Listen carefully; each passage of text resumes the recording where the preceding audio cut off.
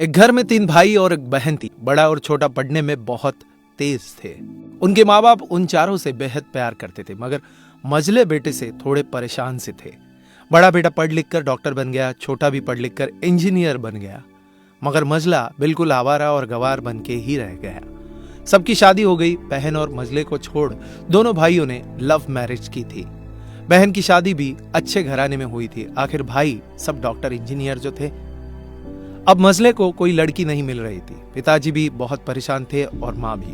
बहन जब भी मायके आती थी सबसे पहले छोटे भाई और बड़े भैया से मिलती थी, मगर मझले से कम ही मिलती थी, क्योंकि वह न तो कुछ दे सकता था न घर पे जल्दी मिल सकता था। वैसे वह दिहाड़ी मजदूरी करता था, पढ़ नहीं सका था तो यही काम था। मझले की शादी किए बिना पिताजी गुजर गए। माँ ने सोचा कहीं अब बंटवारे की बात न निकले, इसलिए अपने ही गांव से एक सीधी सादी लड़की से मझले की शादी करवा दी। शादी होते ही न जाने क्या हुआ कि मझला बड़े लगन से काम करने लगा। दोस्तों ने कहा, ए चंदू आज अड्डे पे आना। चंदू बोला, आज नहीं, फिर कभी। अरे तू शादी के बाद तो जैसे बीवी का गुलाम ही हो गया है।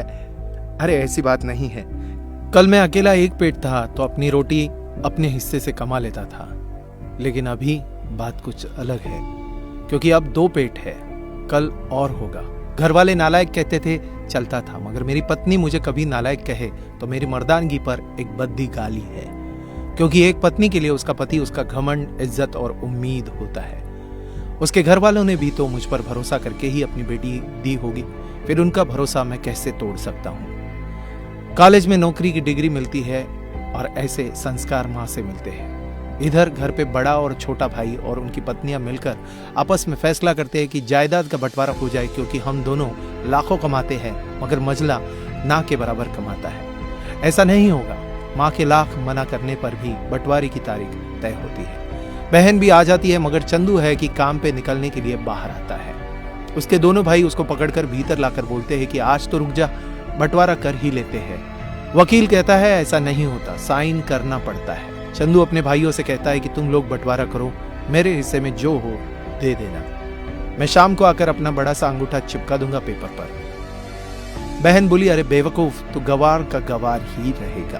तेरी किस्मत अच्छी है कि तुझे अच्छे भाई और बहन मिले हैं। फिर माँ बोली, अरे चंदू आज रुक जा, बंटवारे में कुल 10 बीघा जमीन में से 2 भाई 5-5 रख लेते हैं और चंदू के लिए पुश्तैनी घर छोड़ देते हैं।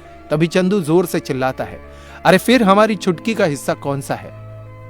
दोनों भाई हंसकर बोलते हैं, अरे मूर्ख, बंटवारा भाइयों में होता है, बहनों के हिस्से में सिर्फ उसका मायका ही है।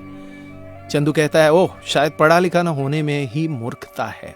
ठीक है, आप दोनों ऐसा करो, मेरे हिस्से की वसीयत मेरे बहन छुटकी के नाम कर देना। दोनों भाई चकित होकर बोलते हैं, और तू? चंदू माँ की ओर देखकर मुस्कुराते हुए बोलता है, मेरे हिस्से में माँ है ना, उसको मैं संभाल लूंगा। फिर अपनी बीवी की ओर देखकर बोलता है मुस्कुरा के, क्यों चांदनी जी, क्या मैंने गलत कहा?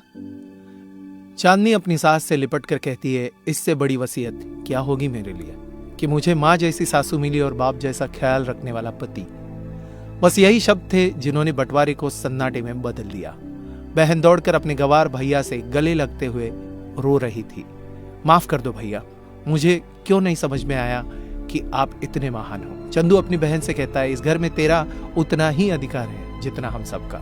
माँ का चुनाव इसलिए किया ताकि तुम सबसे हमेशा जुड़ी रहो, क्योंकि यह वही कोख है जहां हमने 9 महीने गुजारे थे।